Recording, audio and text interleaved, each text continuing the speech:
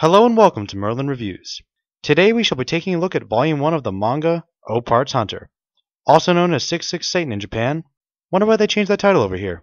The manga opens to a dystopian world where a teenage girl named Ruby Crescent, a treasure hunter with a penchant for various languages, is on a journey to learn of the O Parts. O Parts are essentially magical artifacts scattered across the world, apparently left behind by some ancient civilization.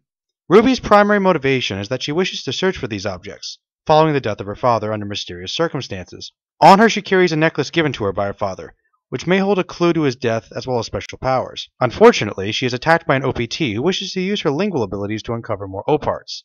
OPTs are a select number of unique individuals who can use O Parts to channel their spiritual energy, giving them superpowers and special weapons. However, Ruby is saved from the OPT by a mysterious young boy named Geo Freed.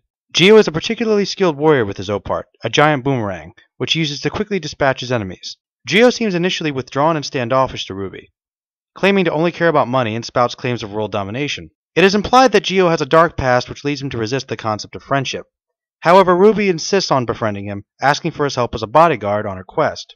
Geo is somewhat touched by this, though he denies it, and joins her. Their first stop leads them to the ruins of an ancient city which is being excavated by an old archaeologist. Geo and Ruby learn that the old man is being harassed by OPTs who are looting the city for O Parts, under the direction of a powerful businessman who wishes to sell the O Parts on the black market. Geo uses his abilities to make short work of the hired goons, forcing their boss to hire a special OPT to take care of Geo, someone from his past. Dun dun dun! This young man is Gene, who was once a childhood friend of Geo. In the battle that follows, Gene seems to be gaining the upper hand on Geo as we learn the first clues about Geo's past. All his life, Geo was made an outcast from his village as destruction seemed to follow him wherever he went. Gene was the first person to really reach out and befriend Geo. However, on the same day, Geo apparently murdered Gene's parents in a seemingly random act of violence. From that point on, Gene swore vengeance on Geo. This explains why Geo was so resistant to make friends in general.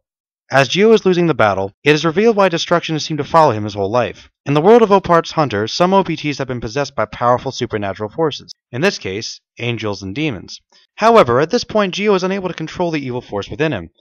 And guess the name of the evil being who possesses him? Satan himself. Upon learning this, Gene understands Geo's plight and manages to forgive him for what happened to his parents. Geo and Ruby then continue their journey. This manga volume was rather enjoyable for me. It's not the most mind-blowing stuff I've ever read, but it's a pretty solid and intriguing foundation to a shonen action series.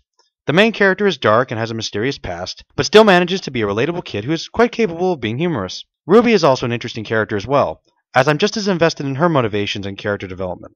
The premise is also rather interesting as the manga seems to have its themes routed in Christian mythology rather than Japanese folklore. It is interesting to note that this manga is written by the brother of the Naruto creator, Seishi Kishimoto, Seishi. Naruto fans will probably notice similarities in the art style and the basic plot structure, though the series has the potential to be much darker than the early Naruto chapters. The main characters are likable and they work off each other in a comical but believable way, and I am personally interested enough that I've read several more volumes. I give it a 4 out of 5. I highly recommend this to fans of Naruto, Bleach, and Dragon Ball, as it has elements of all these series while maintaining a rather unique atmosphere. Well, that was my review of O Parts Hunter Volume 1. This is Merlin signing off. Until next time, guys.